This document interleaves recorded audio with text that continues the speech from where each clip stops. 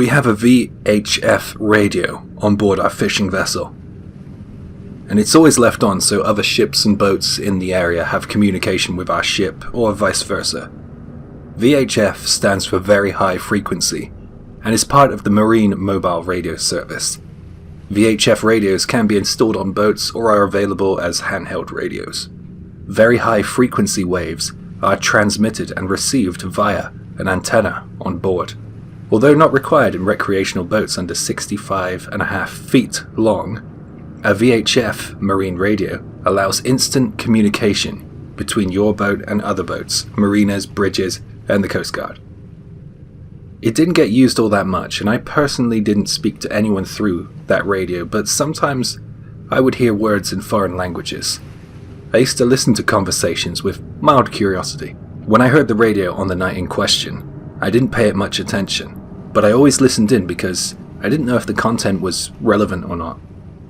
While at sea on a big vessel, there isn't all that much to do, so the occasional stimulus is a welcome distraction, especially if you were on watch. Out there in the open ocean, you could hear all kinds of things like songs in foreign languages, and sometimes ships cheered and called out in humorous ways to one another. I enjoyed it. Sometimes you couldn't even see the ships that were using the VHF. It was fun. It was like you were kind of on a voyage. Well, it was to me anyway. My main job on board was watch. Watch differs from vessel to vessel, but on ours it changed every 4 hours. My watch was from midnight until 4 a.m, and then again from 12 p.m. to 4 o'clock. 8 hours a day. This happened when I was on the night shift between midnight and 4 a.m. The radio crackled, and then I heard the voice. I didn't see any ships in the area, so I didn't really know where the voice was coming from. This voice was different to the others I had heard. It sounded like a young woman's voice, mumbling to herself. It also sounded as if she was on the verge of tears, or she had been sobbing.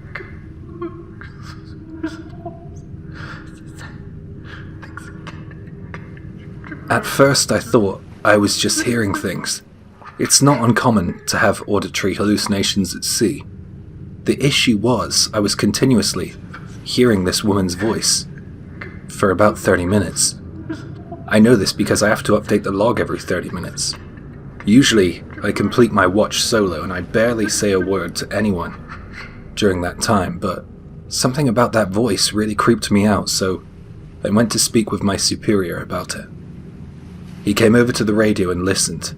He said that sobbing, mumbling voice of some unknown woman was pretty creepy, but ultimately, he didn't care all that much and kind of laughed it off. I was pretty creeped out since I had to return to my post and continue to listen to it. I remember that there was no other sounds besides her muttering cries and the waves. The atmosphere was frightening. There was nothing but darkness all around. It was a strange time. After my watch was finally over, I went to speak with a good friend of mine who worked as a deckhand. I asked him if he ever experienced anything similar to what I had, and he said that he had heard strange and frightening voices out there at night in the middle of the ocean. He says that they don't usually cause any problems, and it's better to just leave them alone and try to ignore it. I'm thinking he was assuming it was something paranormal. It was a very strange and creepy experience I haven't been able to forget.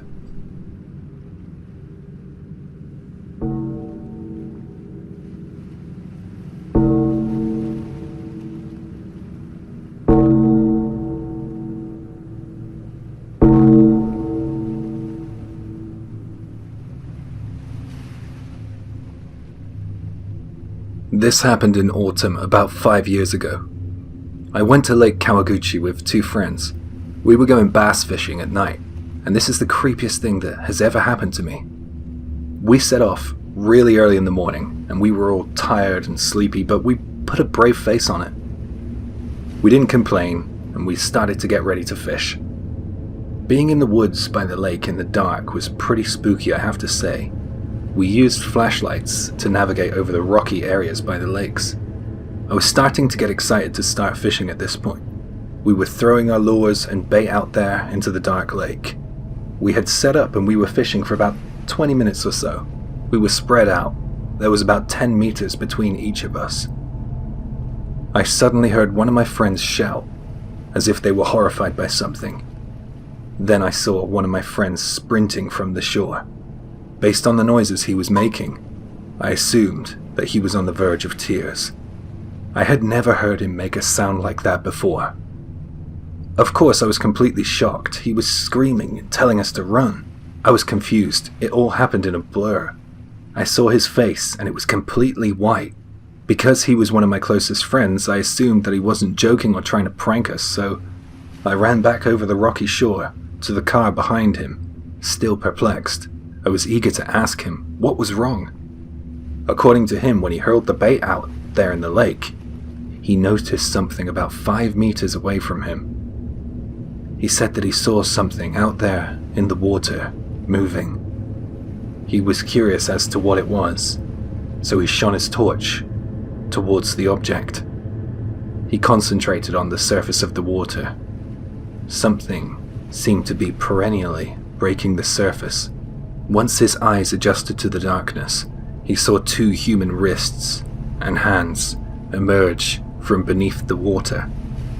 I thought that my friend had seen a body out there and I was horrified for him, but I learned that that wasn't the truth. It was something worse. When I asked him, "It wasn't a corpse. I saw fingers moving, like they were beckoning me into the water." When he said that, it felt as if my blood ran cold. We were all so freaked out by what he said, we didn't want to approach the lake again. None of us wanted to hang around for it to get brighter either, so we just left all our fishing gear by the lake. That fishing gear was expensive. I really regret leaving it behind, but something deep down told me to stay the hell away from the water's edge. You hear about all these people who go missing by water sources in the woods, and your mind can't help but wonder. I can't explain what was out there, but we never went back, and I'm glad we didn't.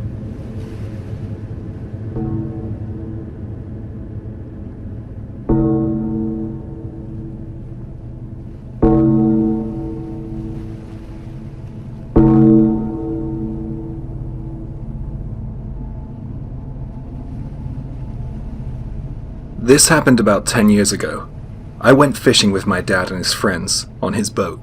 We were fishing for squid, and squid love the dark, so we were doing a spot of night fishing with lights. We set off at dusk, and the weather was perfect. We watched the sunset. It seemed to sink into the ocean ahead on the horizon. My dad was laughing and messing around with his friends as we were sailing into the wide, dark, open ocean. I looked around the boat, and there was no sign of land in any direction. Someone joked that we would never be found out here if the boat sunk. Everyone but me laughed. It was pretty scary to hear that, at night. We then unpacked our gear and started fishing. Squid usually swim around in small groups, so when you start fishing, you're usually pretty busy trying to find them. If somebody spooks them, it really upsets the others fishing, especially if they are older than you. I hated my dad's friends grumbling at me, so I made out that my arm hurt and I felt seasick, and I headed into the cabin to take a nap. Then, deep in the dark of night, I woke up. I went back out to see how all the fishermen were doing. Everyone was still up, but they seemed bored and tired of fishing at this point. They seemed to have only caught a couple of squid, and the process seemed long and drawn out. Since everyone was tired and not that talkative, I got bored, so I looked over the side of the boat into the dark sea. The squid luring lights down there looked pretty cool. There were so many of them. It was like they were lighting up the sea. I could see fish swimming near and round them. Then I saw something bigger. It looked like a huge fish swimming upside down, showing us its belly. I would love to see someone land a huge fish, I remember thinking. I was annoyed because we only had squid catching gear. I wanted to see some action. My dad must have spotted the shadow of the big fish below because he said to me, "If you brought a rod, you could have tried to catch that." He was pointing closer to the boat though. There was an even bigger shadow down there. It was deeper below the surface, and it seemed to be sort of hovering in one place. Holy shit, it's a shark, I thought at first. But when I looked closer, I noticed that the shape was not that of a shark or a fish. It was humanoid. If we were closer to the shore, you might have thought it was a diver or someone swimming underwater, but you wouldn't expect to see a diver out here alone in the middle of the Pacific Ocean at night. It was bigger than a human too. It was pretty huge. My dad looked at me with concern, and he stopped fishing and headed into the cabin. It seemed as if his friends didn't see the person or thing down there. When the sun came up a few hours later, we headed back to the port, and I was grateful to see dry land again. There are things out there in the ocean that we have no idea about.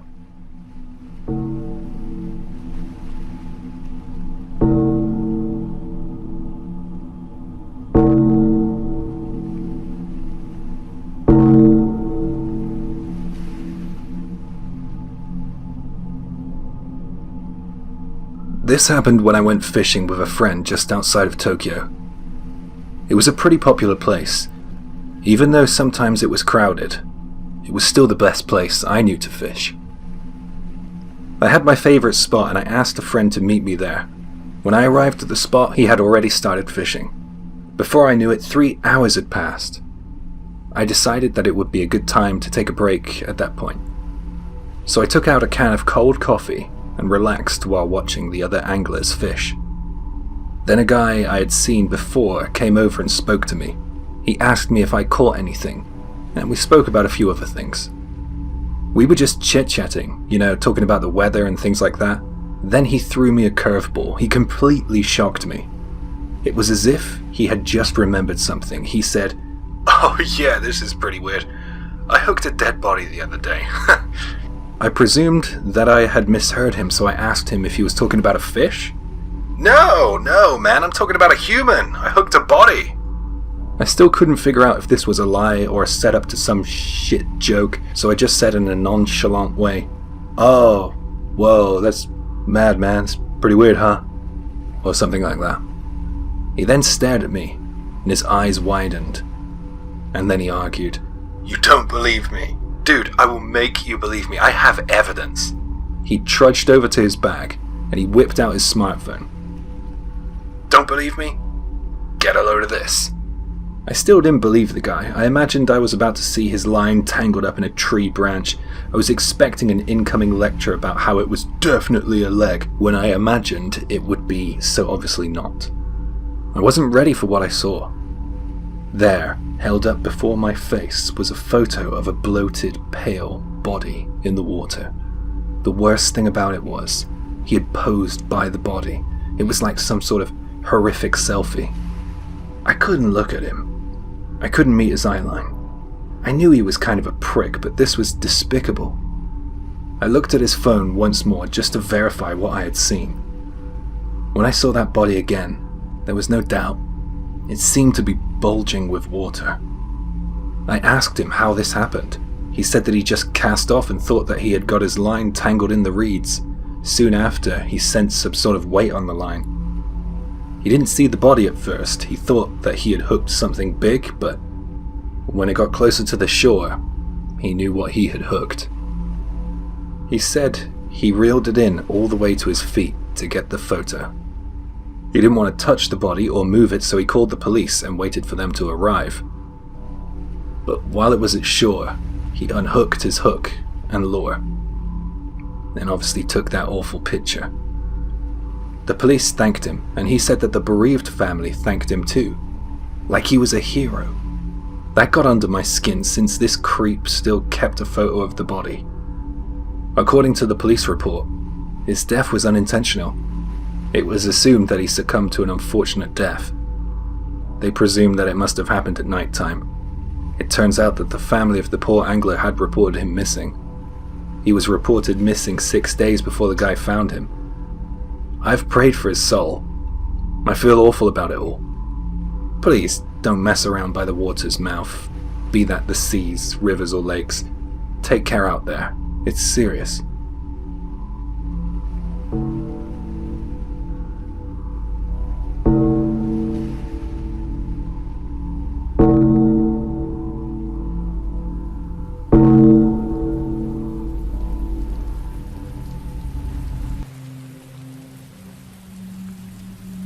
Last August, 2 friends and I rented a trailer because I recently purchased an aluminium boat. We decided to load it up and go bass fishing. The plan was to go for 4 days and stay in an inn near the lake. Since the day before we arrived, it had been raining heavily and it showed no signs of letting up. When we got there, we took a look at the lake. The water looked incredibly muddy. We took our boat out. We were fishing in the western part of the lake, and we caught nothing that day. So on the second day, we tried a different place, a more central location. But it didn't get any better for us. It was like we were fishing in a ditch. There was no sign of life in the water. The rain continued to fall. It was cold, but we didn't give up. We kept on fishing, and finally, we caught a decent amount. Then in the evening, when it was darker, it all changed. I looked up, and I saw a person stood out there in the middle of the lake. The person was about 200 meters away from me. It was dim and gloomy, but I could make out the silhouette of a person. My skin was cold, despite there being no breeze. The person didn't look as if they were fishing. I could see no pole or nets. They appeared to be standing still, like a statue. It was weird. I turned to my friend and told him to look and see what I was seeing. I said that it was creepy. He agreed, and we decided that we would stay away from that guy. We started the motor and began to pull away when my other friend, who had been sat down the whole time, shouted and started pointing out at the water. We looked in the direction he was pointing.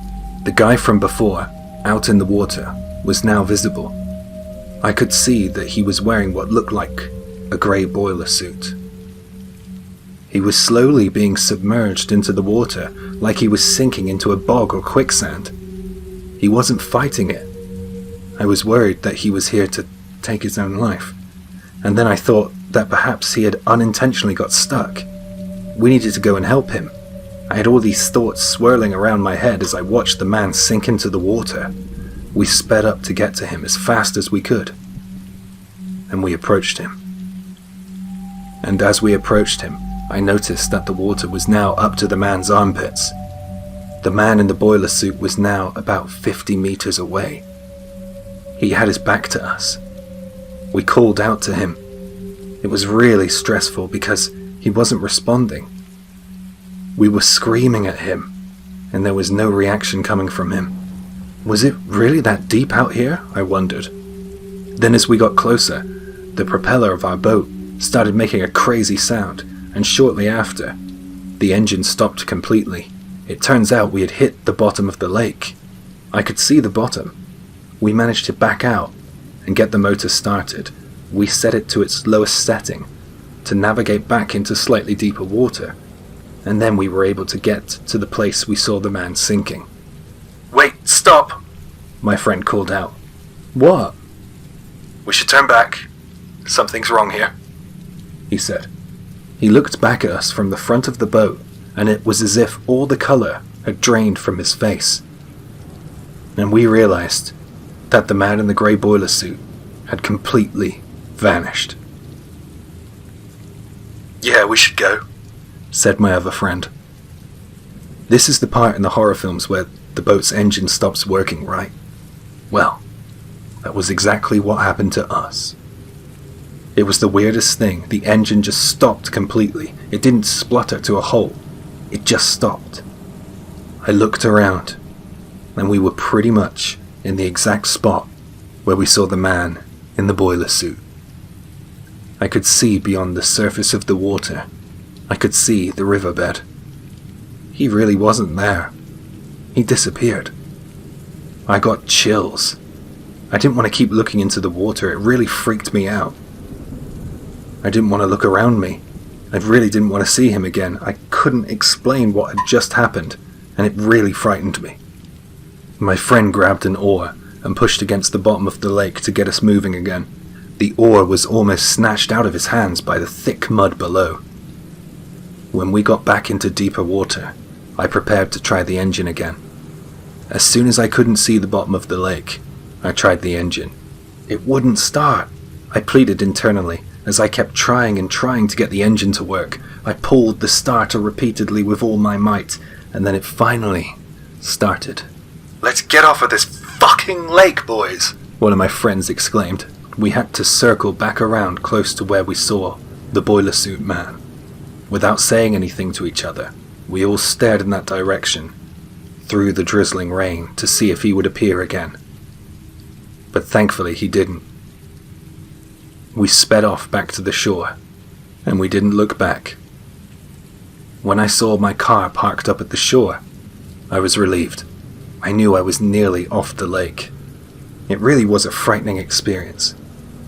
You all saw that too, right? He was there, he was drowning, and then he needed our help, and then he disappeared. How does that happen? I asked. We could see the bottom of the river. There was nowhere he could have actually gone to. That wasn't a human. We were jabbering on about what had just happened. It really had shaken us up. But eventually our rate of speech slowed, and we calmed a little. We noticed that the height of the water had decreased quite a bit since the morning, so it was time to take the boat back in for the day. I tried to not look at the lake, especially in the area we saw the boiler suit man. We pulled the boat up onto the banks of the shore so it wouldn't drift away, while we hurriedly unpacked our gear. Our fishing tackle boxes were stacked on top of one another, and then suddenly there was a huge thud. One of the tackle boxes went flying towards the boat, as if it had been hurled at it. We all screamed and shouted. One of my friends told the other to hurry up and grab his tackle box so we could get out of the area. It was in nearly 2 pieces. There was a huge crack running down the center of it. We were all stunned into silence. We didn't say a word after that. And I had a terrifying feeling that something else was about to happen. Maybe we were all thinking the same thing. We grabbed all the things we could and threw them in the back of my car. What the hell was going on? What did we do wrong? Why us? I asked myself these unanswerable questions. If we did something wrong to someone or to something, please forgive us, I was thinking, and even asking, but it didn't work. I went to raise the boat out of the lake. The idea was to tie it to the back of the car and pull it out. I started back towards the boat, and then I stopped in my tracks. I saw that man in the boiler suit stood next to the boat. His clothes were soaked. It was as if he had just emerged from the water. He was moving in the strangest manner. I don't know if I actually heard this, but I really feel as if I did. I heard a voice which did not belong to either of my friends say, "Don't need the boat anymore." We ran to the car, and we all jumped in and sped away into the night. We drove for a long, long time, and then we found an all-night diner. We all ordered a beer and looked at each other nervously. It was a while before any of us spoke. "Man, leave that boat there. I can't go back," said one friend. "I'm sorry, but I agree. It's impossible for me too," said the other. That night, I slept with the TV on and the lights on. The next morning, my courage had returned, and I decided to go and get the boat back myself. It was in the same place as we left it. I saved a couple of packets of salt from the restaurant and sprinkled them in the boat, hoping to purify it. I didn't know much about the paranormal, but I had seen someone do this in a movie. I managed to get the boat back in the trailer, with no thanks from my friends, and I ended up selling it a while after. I don't want to say where I sold it, but I hope that the next owner doesn't have a similar encounter to ours. I needed to get rid of that boat, and I haven't returned to that lake